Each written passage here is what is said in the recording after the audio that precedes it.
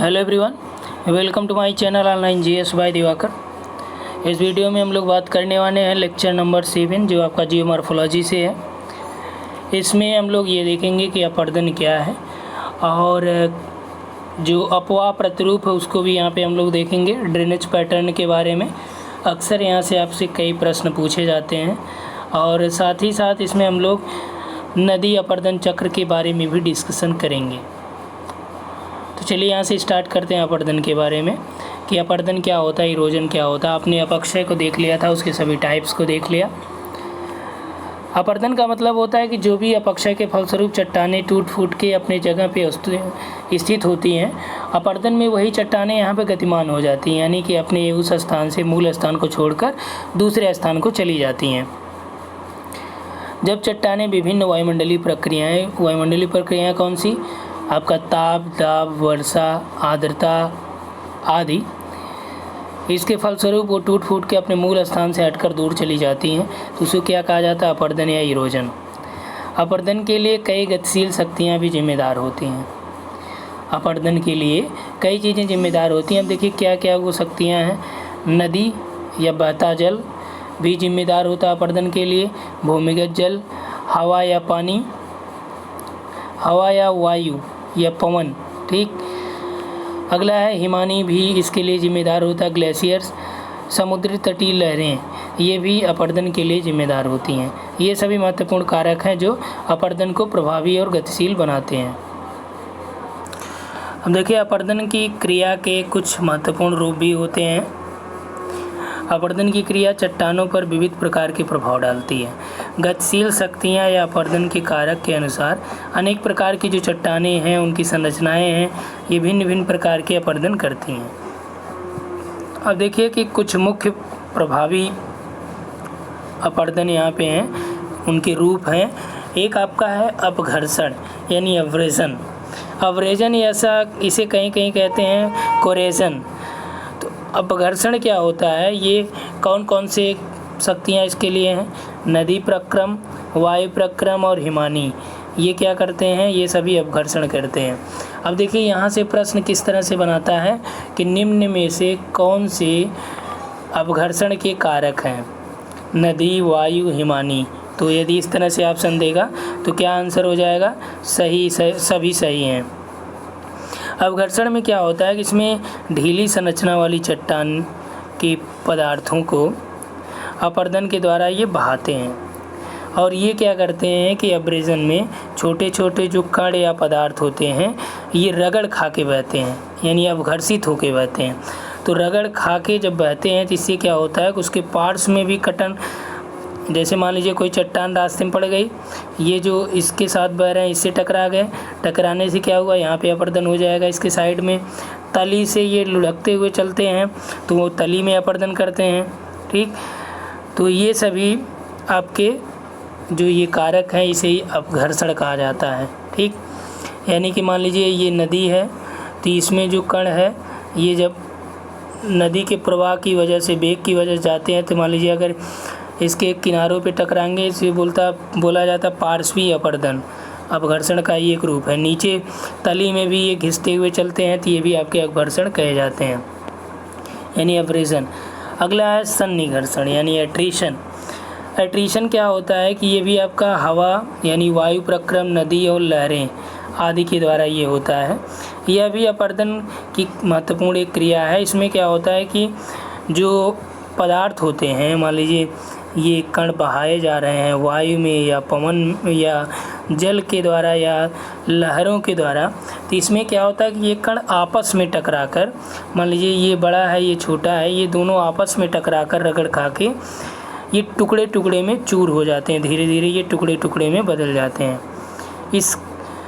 इसके साथ साथ यहाँ पे और क्या क्या होता है, सन्निघर्षण के साथ अपघर्षण की भी क्रिया होती है। मान लीजिए ये दोनों आपस में टकराएं तो ये ज़रूरी नहीं है कि ये केवल आपस में टकराएं, तो जब टकराने के बाद ये किसी चट्टानों से भी टकरा जाते हैं तो उसे क्या बोला जाएगा, अपघर्षण बोला जाएगा। यानी कि सन्निघर्षण के साथ अपघर्षण की क्रिया भी होती रहती है।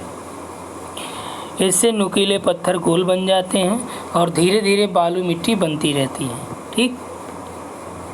अगला है घोलन यानी संक्षारण। या इसे कोरेजन कहते हैं। रासायनिक अपरदन भी इसे कहा जाता है। इसमें क्या होता है कि आपका बहते हुए जल, भूमिगत जल और लहरों के बीच के द्वारा ये क्रियाएं की जाती हैं। इसमें जो चट्टानें होते हैं उसमें विभिन्न प्रकार के खनिज होते हैं, लवण, क्षार, अन्य होते हैं। तो वो वर्षा या अन्य जल के मिलने से घुलनशील पदार्थ जो होते हैं उसमें रासायनिक परिवर्तन देखने को मिलता है और वो धीरे धीरे टूट जाते हैं। इससे क्या होता है, पानी का स्वाद भी बदल जाता है। तो यही जो टूट के उसमें बहने की क्रिया है, इसी को बोलते हैं घूलन या संक्षारण। यानी कि उसमें टूट के ये घुल जाता है, चूँकि ये जो चट्टानें हैं वह विभिन्न प्रकार के लवण और खनिजों से मिलकर बनी हैं। अगला जलगति क्रिया, हाइड्रोलिक एक्शन। जलगति क्रिया क्या होती है? जलगति क्रिया आपका नदी, लहरों आदि में होती है प्रमुख रूप से। यह एक भौतिक क्रिया होती है। इसका जो प्रभाव है मुख्य रूप से बहते जल और लहरों के काम में ही देखा जा सकता है।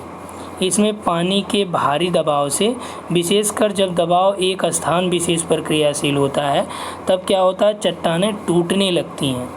जैसे मान लीजिए तेज़ भंवर आ रहा हो या कहीं से जब जल नीचे उतरता है या नदियाँ, तो वहाँ पे बहुत तेज़ उनकी स्पीड हो जाती है। तो इससे चट्टानों पे एक विशेष दबाव पड़ता है और दबाव की वजह से क्या होता है, चट्टानें टूट जाती हैं। लहरों की वजह से क्या होता है, लहरें की वजह से गुफाओं में मान लीजिए लहरें फंस गई, तो जो छोटे छोटे छिद्र होते हैं उसमें तेज़ दबाव से वो बाहर निकलती हैं।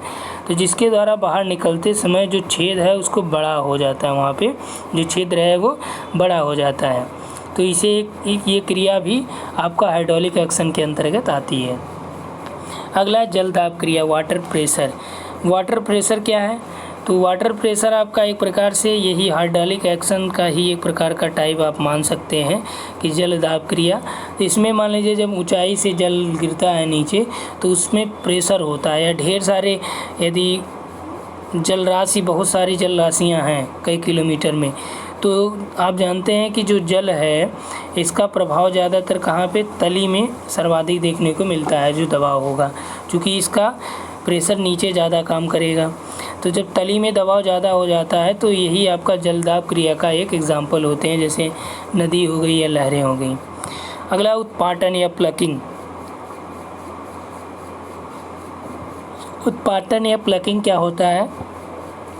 ये मुख्य रूप से हिमानी और नदियों में देखने को मिलता है। प्रमुखता तो आपको हिमानी में ही इसको पढ़ना पड़ेगा, नदी में उतना नहीं ये देखने को मिलता। उत्पाटन में क्या होता है कि जो पदार्थ होते हैं ये कट फट के अपरदित होके उसमें अपने आप हिमानी की घाटी में उसमें उत्थान देखा जाता है, यानी प्लकिंग वो हो जाते हैं। ठीक, तो जो प्लकिंग होता है इसमें क्या होता है कि जो चट्टानें हैं, मान लीजिए हिम नदी बह रही है, इसके बीच जो चट्टान आए प्रवाह मार्ग में, इसको यह क्या करती है, तोड़ देती है। ठीक, और तोड़ने के बाद ये इसको आगे बढ़ती है लेके, तो इसी क्रिया को बोला जाता है उत्पाटन या प्लकिंग बोलते हैं। अगला है यहाँ पे, वो है अपवाहन या डिफ्लेशन। अपवाहन क्या होता है? यह पवन के द्वारा शुष्क और अर्ध शुष्क प्रदेशों में अवसादों के स्थानांतरण की ही एक क्रिया मानी जाती है। मुख्य रूप से अपवाहन आपका वायु के अंतर्गत होता है। फिर भी यदि अपवाहन को आप परिवहन के अंतर्गत शामिल करें तो इसमें नदी, हिमानी, लहरें, ये सभी प्रक्रियाएं इसके अंतर्गत शामिल हो जाती हैं। जबकि जो नदी या हिमानी या लहरों में क्या होता है कि अवसाद का परिवहन होता है। क्या होता है? अवसाद का परिवहन होता है, यानी कि ट्रांसपोर्टेशन होता है। जो अपवाहन होता है या डिप्लेशन होता है वो केवल आपका वायु के द्वारा किया जाता है। अपवाहन का मतलब कि जो वायु है उसके द्वारा भौतिक अक्षय से एकत्रित बालू को एक स्थान से दूसरे स्थान पर उड़ाकर ले जाना। ठीक, क्लियर हुआ इतना? अब आइए हम लोग देखते हैं नदी घाटी के बारे में। नदी घाटी क्या होती है? नदी जिस निश्चित मार्ग से बहती है वही आपका नदी घाटी होती है। यानी मान लीजिए नदी यहाँ पे प्रवाहित हो रही है, तो ये जो एरिया हो गया ये क्या हो गया, उस नदी की घाटी हो गई। ठीक, अगला अपवाह तंत्र। अपवाह तंत्र यानी कि ड्रेनेज सिस्टम। अपवाह तंत्र क्या होता है कि किसी भी क्षेत्र में जो बहने वाली नदी है और उनकी जो सहायक नदियाँ हैं, बहने वाली नदी और उसकी सहायक नदी के क्रम को अपवाह तंत्र या अपवाह प्रणाली कहते हैं। अगला है अपवाह बेसिन। अपवाह बेसिन क्या होता है कि जितने भी क्षेत्र से कोई नदी अपनी सहायक नदी सहित प्रवाहित होती है, वह पूरा एरिया उसका उस नदी का बेसिन कहलाता है। जैसे मान लीजिए ये कोई रिवर है, इसका यहाँ से सहायक नदी आ रही है, यहाँ से सहायक नदी आ रही है और यहाँ से आ रही है, यहाँ से ये जो पूरा एरिया होगा सहायक नदियों सहित, इसे बोला जाएगा उस महत्वपूर्ण जो बड़ी नदी है जिसमें सभी मिल रही हैं, इसका बेसिन क्षेत्र है। अगला है जल विभाजक। वाटर डिवाइडर क्या होते हैं?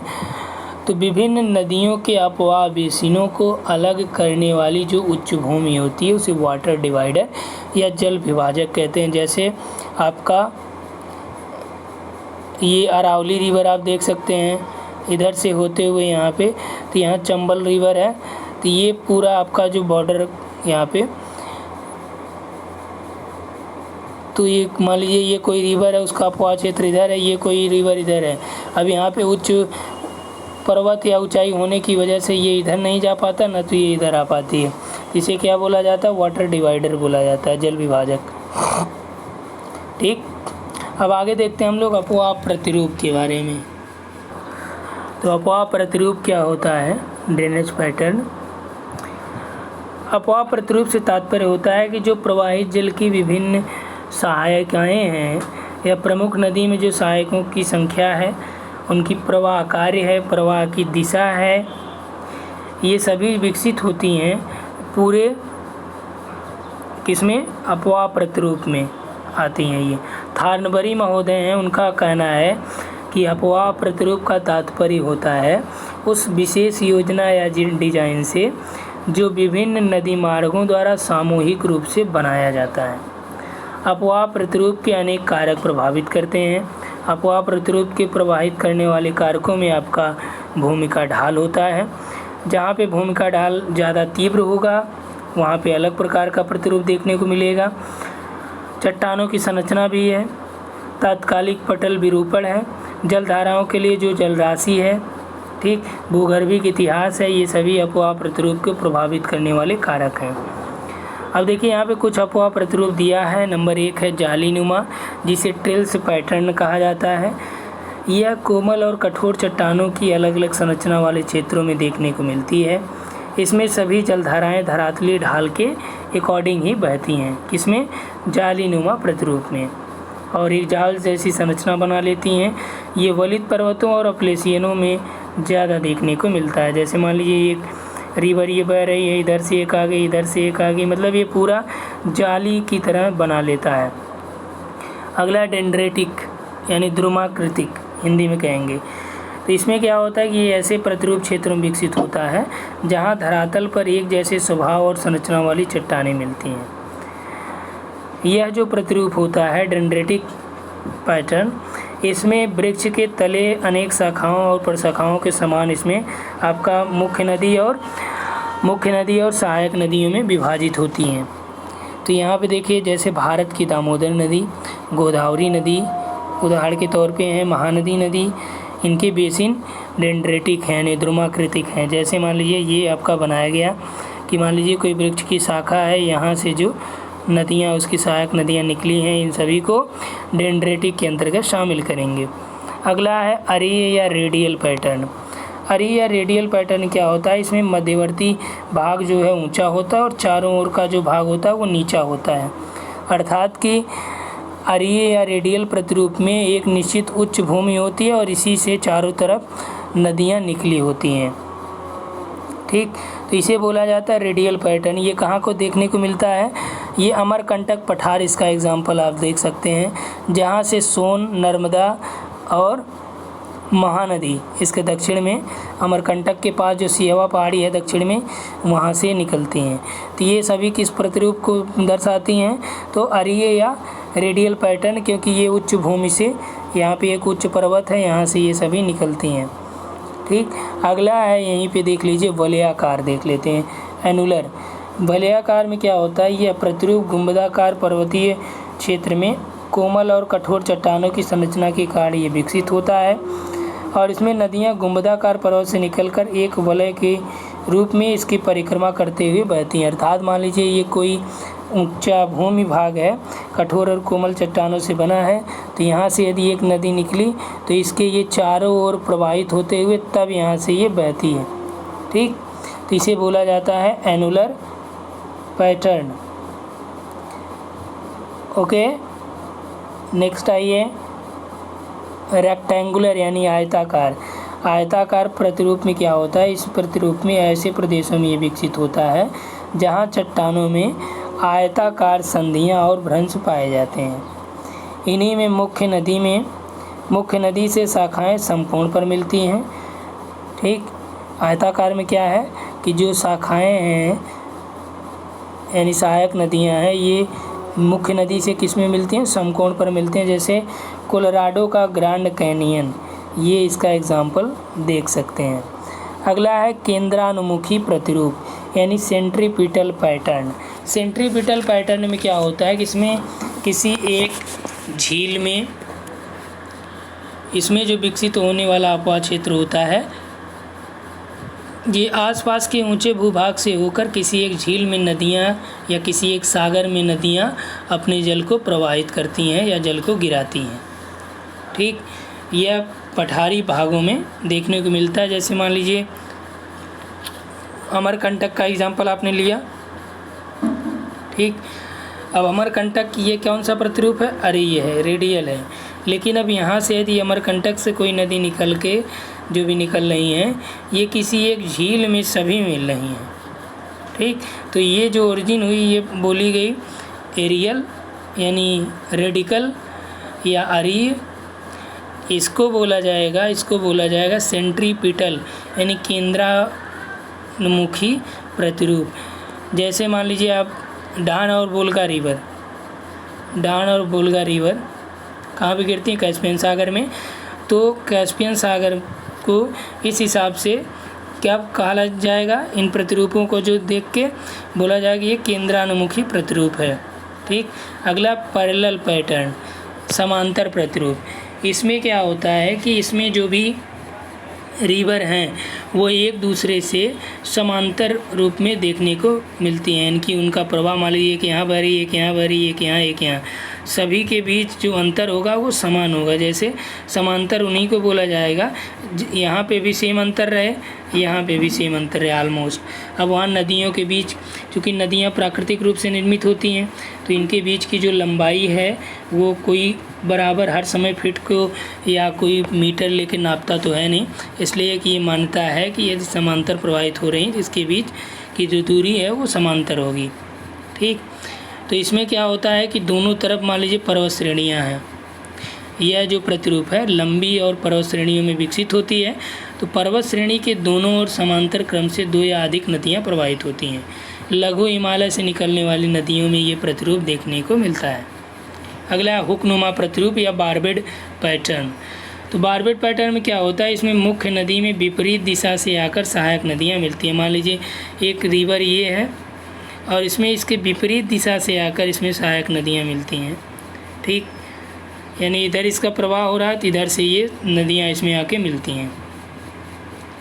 जैसे सिंधु और ब्रह्मपुत्र नदियों में ये प्रतिरूप देखने को मिलता है।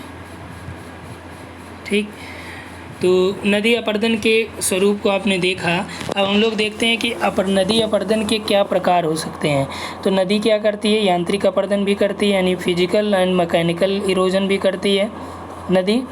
और क्या करती है नदी, केमिकल इरोजन भी करती है और कोरोजन भी करती है।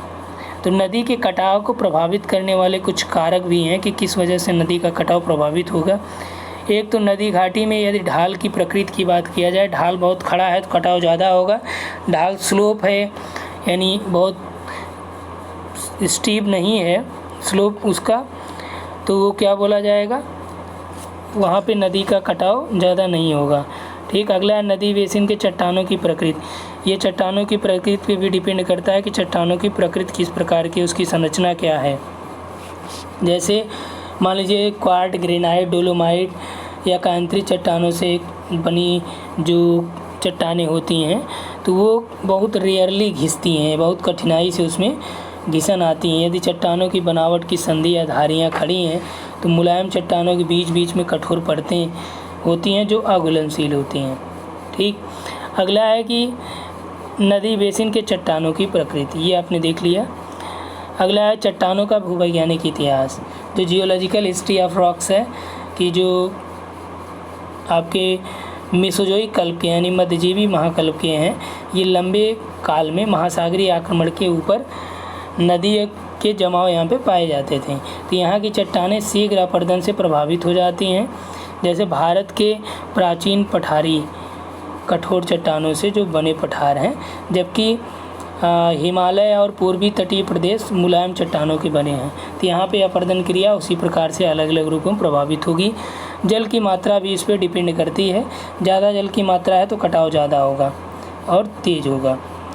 अगला है कि नदी में जल अवसादों की मात्रा, तो अवसाद यदि बहुत ज़्यादा है नदी में तो उसमें स्पीड उतनी नहीं रहेगी जलों में। ठीक, अवसाद की वजह से उसका जो घाटी है वो बढ़ जाएगी और ये जहाँ पे अवसाद ज़्यादा हो जाएंगे तो उस नदी में या नदी के किनारे क्या होगा, बाढ़ आने की संभावना सर्वाधिक होती है। जैसे ब्रह्मपुत्र रिवर में देखते हैं तो उसकी जो घाटियाँ हैं वो सदैव अवसादों से भर जाती हैं और इसीलिए जो आपका माजुली द्वीप है उसका निर्माण हो पाता है। साथ ही साथ अक्सर आप देखते हैं कि असम जो पूर्वोत्तर राज्य हैं ये बाढ़ से सदैव पीड़ित रहते हैं, हमेशा इसमें बाढ़ देखने को मिलती है। अभी हाल ही में इस समय असम बाढ़ से बहुत ही ज़्यादा प्रभावित रहा है। अगला, नदी के कुछ महत्वपूर्ण कार्य होते हैं, कौन कौन से हैं ये भी देख लिया जाए। सेल्सबरी कहते हैं कि नदी का जो प्रमुख कार्य है कि स्थल को सागर तक ले जाना, यानी one of the chief function of stream is a carry the land to the sea. किसने कहा? ये सेल्सबरी ने कहा। ठीक, और कार्य इसके ये हैं कि अपरदन करती है नदी, निक्षेपण भी करती है, परिवहन भी करती है, यानी इरोजन करती है, डिपोजिशन करती है एंड वो क्या करती है, ट्रांसपोर्टेशन भी नदी के द्वारा होता है। ठीक, अब देखिए यहाँ पे कुछ अन्य महत्वपूर्ण कारक है कि नदी के द्वारा अपघर्षण भी होता है। ये हमने आपको बता दिया कि अपघर्षण क्या होता है। तो अपघर्षण में जो उसके छोटे कण होते हैं वो तली से टक्कर खाते हैं, या इसे हिंदी में यदि आप कहें अपघर्षण को या अब्रेजन को अन्य शब्दों में, तो इसे कहा जाता है कि तलीय अपरदन या तल से टकराकर अपरदन। अगला, सन्निघर्षण में क्या होता है, जो कण होते हैं वो आपस में टकराकर एक दूसरे से टूट फूट जाते हैं। जलदाब क्रिया में जो हाइड्रोलिक एक्शन होता है उसमें क्या होता है कि जब नदी में जब पानी की गहराई पर्याप्त हो जाती है तो बहते जल का और पानी का दबाव एक साथ सम्मिलित हो जाता है, जिससे उसके पेंदी में जो ढीली संधियाँ या चट्टानें होती हैं वहाँ से हटकर अपने साथ ही उसको बहा ले जाती हैं। अगला है डीपनिंग ऑफ द वैली, जल गर्तिका क्रिया। तो डीपनिंग ऑफ द वैली जो जल गर्तिका क्रिया या इसे बोलते हैं घाटी का गहरा होना। तो पर्वतीय भागों में बाढ़ के समय जब घाटी में पर्याप्त मात्रा में पानी का बहुत तेजीपन देखा जाता है या तेज़ी देखी जाती है तो उसमें जो तली में अवसाद जमे होते हैं वो तीव्र गति से उसमें बहाव की वजह से वो दूर हट जाते हैं। ठीक, तो इससे क्या होगा कि जो जल की जो नदी की घाटी है वो और ज़्यादा गहरी हो जाती है। अगला, रासायनिक अपरदन क्रिया। तो रासायनिक अपरदन जो जल है इसके द्वारा जो चट्टानें खनिजों से निर्मित होती हैं उससे ये क्रिया करके उसमें अपरदन करती है, क्योंकि चट्टानें खनिजों और लवणों से मिलकर बनी होती हैं। अगला, शीर्षवर्ती अपरदन यानी हेडवार्ड इरोजन या लाइटनिंग ऑफ द वैली, लंबवत घाटी का विस्तार। इसमें क्या होता है कि यह नदी के कटाव और अपरदन क्रिया की विशेष दशा होती है, क्योंकि जब तक नदी की प्रारंभिक अवस्था या युवावस्था का विकास होता रहता है तब तक नदी अपने उद्गम केंद्रों पर निरंतर कटाव करती रहती है और इसी की वजह से आप देखते हैं कि वी शेप्ड की वैली का निर्माण होता है, गार्ज का निर्माण होता है जब नदी अपने युवावस्था में होती है। ठीक, साथ ही साथ ये नदी घाटी को लंबवत पार्श्विक अपरदन भी करती है। ठीक, अब देखिए यहाँ पे कुछ नदी के द्वारा निर्मित अपरदनात्मक कार्य हैं, कौन कौन से हैं नदी जब अपने युवावस्था में पर्वतीय भागों में इसका उद्गम होता है तो सबसे पहले ये वी आकार की घाटी का निर्माण करती है। ठीक, यानी कि जो आपका नदी यहाँ से आएगी तो वी शेप्ड वैली बनेगी, फिर उसके बाद गार्ज बनेगा, गार्ज के बाद यहाँ पे आपका जलप्रपात बनेगा, जलप्रपात के बाद यहाँ पे छोटी छोटी छिप्रिकाएँ बनेंगी, नदी विसर्प होगा, नदी विसर्ग के बाद यहाँ पे आपका अवसादों का निर्माण होगा तो जलोढ़ पंख या जलोढ़ शंकु बनेंगे। ठीक, और उसके बाद यहाँ पे कोई मान लीजिए सहायक नदियाँ आ रही हैं तो इसका अपहरण भी हो जाता है। ठीक, अब यहाँ से देखिए सबसे पहला वी शेप्ड वैली बनेगी, किस कारण से? अपरदनात्मक क्रिया से। उसके बाद गार्ज का निर्माण भी होगा, जैसे सिंधु, सतलज और कोसी या ब्रह्मपुत्र नदियों में गार्ज का निर्माण होता है। कोलोराडो नदी के द्वारा ग्रैंड कैनियन का निर्माण होता है। ठीक, ये सभी गार्ज हैं, ग्रैंड कैनियन। और उसके बाद आते हैं तो जलप्रपात, जो यहाँ पे मान लीजिए कठोर चट्टानें हैं, इसको नदी के जल का वेग की वजह से ये कट नहीं पाती हैं, तो जब यहाँ पे जल आता है तो ऊंचाई से जब जल नीचे की ओर गिरता है तो उसे प्रपात बोला जाता है, जलप्रपात। तो यहाँ पे जलप्रपात बनते हैं। अब छोटी छोटी चट्टानें पास पास जब होती हैं तो इससे जब जल नीचे गिरता है तो छोटी छोटी जलप्रपातियों यानी छिप्रिकाओं की वजह में दिखाई देता है ये, तो इससे क्या बन गया? जलप्रपात बन गया। जब आगे आता है तो मान लीजिए मैदानों में जब पहुँच जाती हैं नदियाँ, तब यहाँ पे जो कमज़ोर चट्टानें होती हैं, मान लीजिए यहाँ पे कमज़ोर चट्टानें हैं, तब ये इधर अपरदन करती है कमज़ोर चट्टानों की ओर, और इसमें मोड़ देखने को मिलता है जिसे बोलते हैं नदी का विसर्प। अब देखिए नदी का विसर्प अपरदनात्मक भी होता है और निक्षेपात्मक भी। अपरदनात्मक कैसे होगा कि जब वो इधर वाले एरिया को काटेगी तो ये वाला जो पार्ट इसका हो जाएगा, इसे बोलेंगे अपरदनात्मक स्थल रूप। लेकिन जब ये इधर जो होगा इसके मोड़ पे, तो इसके मोड़ पे आपका क्या होगा? यहाँ पे जमाव होगा, तो यहाँ पे ये जो है क्या बोला जाएगा? यहाँ पे ये निक्षेपात्मक स्थल रूप। ठीक, अगला ये सरिता अपहरण भी करती है, जो अपरदनात्मक कार्य के अंतर्गत आती है। नदी वेदिका, वेदिका मतलब नदी के कुएं भी यहाँ पे बनते हैं। ठीक, नदी के कुएं कैसे बनेंगे? या इससे एक नदी सोपान भी कहा जाता है, नदी वेदिकाएँ कहा जाता है, क्योंकि जब ये नदी घाटी में विकसित अपरदन हो जाता है तब कहीं कहीं इसकी वजह से गड्ढे पड़ जाते हैं, और जब कमज़ोर जो चट्टानें होती हैं, मान लीजिए इधर मजबूत चट्टानें, इधर कमज़ोर, इधर भी मजबूत, बीच में कमज़ोर हैं, तो इसकी वजह से यहाँ पे तीव्र गति से जब जल आ रहा है तो इससे अपरदन हो जाएगा और गड्ढों का निर्माण हो जाएगा। कभी कभी ये गड्ढे और ज़्यादा गहरे हो जाते हैं, तो इसकी वजह से पुनः जो जल है उसमें भर जाता है, और इसे बोलते हैं नदी वेदिका, या इसे सीढ़ी नुमा कटाव भी हो जाता है, जिसे बोलते हैं रिवर टेरेस। ठीक, अगला है सरिता आहरण या रिवर कैप्चर। नदी अपहरण की दशा निरंतर शीर्षवर्ती कटाव की क्रिया के बढ़ते रहने से ही हो पाता है। इसका संबंध नदी की अपरदन क्षमता से होती है। जब कोई नदी उद्गम की ओर अपनी घाटी का अपरदन करते करते अपनी प्रवाह प्रदेश की ओर इतना फैल जाती है कि अन्य छोटी नदियों के उद्गम स्थल भी उसमें शामिल हो जाते हैं, तो उनका जल बड़ी नदी में बहने लगता है, और इसी को बोलते हैं नदी अपहरण, और ये प्रायः जल विभाजकों पर देखने को मिलता है। अगला निक्षेपात्मक स्थलाकृतियाँ। निक्षेपात्मक स्थलाकृतियों से पहले हम लोग यहाँ पे देख लेते हैं नदी के कुछ परिवहन कार्य होते हैं। परिवहन क्या कार्य होता है?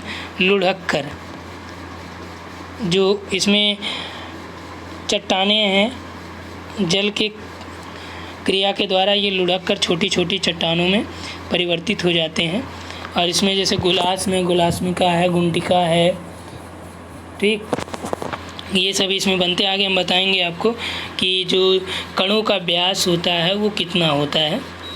ठीक, कई बार इससे प्रश्न पूछे जाते हैं। अगला नदी विसर्प, यहाँ पे देखिए हमने दिखाया है, इस तरह से रहेगा अपरदन, इस तरह से आप उसके अपोजिट निक्षेप होता है। जलोढ़ पंख भी निक्षेपात्मक यानी एलुवियल फैन होते हैं ये, इसमें बड़े बड़े चट्टान जो देखने को मिलेंगे आपको, उससे जलोढ़ शंकु पहले बनता है, फिर जलोढ़ पंख बनते हैं। ठीक, इसमें बड़े बड़े चट्टान हैं वो बन जाते हैं जो जब नदी में उसके अपवाह की दर या उसमें जो गति होती है वो स्लो हो जाती है, तो जो बड़े चट्टान होते हैं या बड़ी जो यहाँ पे कड़ होते हैं नदी में बहाव की वजह से, पत्थर कंकड़, ये इसके किनारे या कहीं बीच में भी एकत्रित हो जाते हैं और ये एक शंकु के नुमा दिखाई देते हैं। इसे जलोढ़ शंकु कहा जाता है। उसके आगे जाने के बाद उससे भी जो छोटे कण होते हैं वो वहाँ पे निक्षेपित हो जाते हैं, तो इससे एक क्रिया चलती रहती है और जलोढ़ शंकु का निर्माण होता है। साथ ही साथ तराई और दलदली जो क्षेत्र होते हैं इसमें क्या होता है कि जब मान लीजिए छोटे छोटे कण निक्षेपित कहीं हो जाते हैं तराई वाले क्षेत्र में, तो यहाँ पे ये नदी जो कंकड़ पत्थर हैं इनके बीच छुप जाती है या कभी कभी ये दलदल वाले एरिया भी बन जाते हैं। ठीक, अगला गोखुर झील। गोखुर झील में क्या होता है कि मान लीजिए नदी का अपवाही क्षेत्र ये है, इधर चट्टानें कमज़ोर हैं, ठीक, इधर कमज़ोर है तो ये इधर काट के इधर घूम जाती है और ये कभी कभी होता है कि और नज़दीक से यहाँ पे चट्टानों में, जैसे मान लीजिए ये है, इस तरह से स्थिति देखने को मिलती है। तब ये धीरे धीरे इधर की वजह से कटाव ज़्यादा मुलायम चट्टानें हैं, यहाँ भी मुलायम है, तो ये कटाव करके कभी आपस में ये मिल जाती है, तो इसकी दिशा किस तरह से हो जाती, इस तरह से हो जाती है और जो ये वाला बचा है ये बचा रह जाता है। तो बरसात या अन्य वजह से इसमें जब जल भर जाता है तो इसे बोला जाता है गोखुर झील। ठीक, अगला बाढ़ निर्मित मैदान। तो जब जल की गति एकदम कम हो जाती है और अवसादों का निक्षेप घाटी में हो जाता है, तो इससे जो जल है वो चारों तरफ किनारों की ओर फैल जाता है और बाढ़ का रूप ग्रहण कर लेता है। अगला प्राकृतिक तटबंध। प्राकृतिक तटबंध का भी निर्माण ये करती हैं नदियाँ। ठीक, कैसा ये है, ये निक्षेपात्मक स्थल रूप का उदाहरण है। इसमें मान लीजिए ये नदी जा रही है और इधर लोयस या मान लीजिए मुलायम मिट्टी का क्षेत्र है, तो इसकी वजह से क्या होगा, यहाँ पे चारों तरफ इसके एक बांधनुमा स्थिति देखने को मिलेगी। ठीक, क्योंकि इसके बहाव की वजह से ये वैली डीपनिंग करेगी और जब यहाँ पे ये तटबंध के रूप में दिखाई देगा तो इसी को बोलते हैं प्राकृतिक तटबंध। अगला है लास्ट स्टेज में जो नदियां हैं वो किसका निर्माण करती हैं, डेल्टा का निर्माण करती हैं। ठीक, तो डेल्टा का निर्माण करती हैं, तो इससे आपका जो डेल्टा होगा, डेल्टा शब्द किसने दिया, हेरोडोटस महोदय ने दिया। तो जब नदियां मुहाने पे पहुंचती हैं, यानी कि समुद्र में या अन्य नदियों में मिलने, तब यहाँ पे क्या होता है कि इनका वेग बहुत धीरे हो जाता है और इसमें भार वहन क्षमता शून्य के बराबर हो जाती है। तब यहाँ पे जो अवसाद होते हैं उसको ये कि मुहाने के पास निक्षेपित करती रहती है। निक्षेपित होने की वजह से ये मुहाने के पास कई छोटी छोटी वितरिकाओं में बदल के ये समुद्र में विलीन हो जाती है या उसमें गिर जाती है और ये त्रिभुज नुमा देखने को मिलता है। इसी को बोलते हैं डेल्टा। ठीक, डेल्टा के कई टाइप होते हैं। दंताकार डेल्टा जिसे कैस्पियोड डेल्टा कहते हैं, जैसे एब्रो डेल्टा हो गया। चापाकार डेल्टा यानी आर्क्यूट डेल्टा, जैसे नील नदी, गंगा नदी, पो नदी, नाइजर नदी, रावनी नदी, इन सभी के डेल्टे को आर्क शेप्ड या चापाकार कहते हैं। अगला पंजाकार डेल्टा, इसे पक्षीपात डेल्टा के नाम से भी जाना जाता है। मिसिसिपी मिसौरी नदी का जो डेल्टा है वह आपका पक्षीपात या पंजाकार डेल्टा का एग्जाम्पल है। अगला है ज्वारनदमुख डेल्टा। ज्वारनदमुख डेल्टा का ही एक रूप है। इसमें चूँकि इस तरह से जमाव नहीं देखे जाते हैं, क्योंकि यहाँ पे क्या होता है कि जो नदियाँ हैं ये अवसाद उतने ज़्यादा नहीं लिए रहती हैं और इनके जो अवसाद के निक्षेप होते हैं वो समुद्र में विलीन हो जाते हैं, इसीलिए इसे ज्वारनदमुख कहा जाता है। तो ये कौन सी नदियाँ हो गई, नर्मदा, तापी नदी है, टाइबर नदी है। ठीक, ये इसके उदाहरण हो जाते हैं। अगला इसी में एक महत्वपूर्ण है कि छठी घात शक्ति का नियम है। इसका मतलब ये होता है कि जब नदी के वेग को 2 से 4 गुना बढ़ा दिया जाए तो उसकी जो भार ढोने की क्षमता यानी अवसाद ले जाने की क्षमता है वह लगभग 64 गुना बढ़ जाती है, यानी 2 की घात 6 गुना बढ़ जाती है। यही छठी घात शक्ति का नियम है। कई बार आपसे प्रश्न पूछा जाता है और नदियों के लास्ट स्टेज में आपको ये भी देखने को मिलता है कि जो संप्राय मैदान है या पेनिप्लेन है, जिसे डेविस ने दिया कि नदी के द्वारा आधार तल जब प्राप्त कर लिया जाता है तो उससे ज़्यादा अपवर्तन हो नहीं पाएगा, तो स्थल खंड वहाँ पे आकृति विहीन संप्राय मैदान में बदल जाता है। इसे ही डेविस ने पेनिप्लेन कहा था। यह नदी की जीर्णावस्था में पाई जाती है और यहाँ कुछ उठे हुए जो भाग होते हैं उसे मोनाडनाक या क्विस्टा के नाम से जाना जाता है। ठीक, तो इस वीडियो में इतना ही। आगे हम लोग देखेंगे पवन और हिमानी के द्वारा निर्मित स्थलाकृतियाँ। ठीक, थैंक्स फॉर वॉचिंग।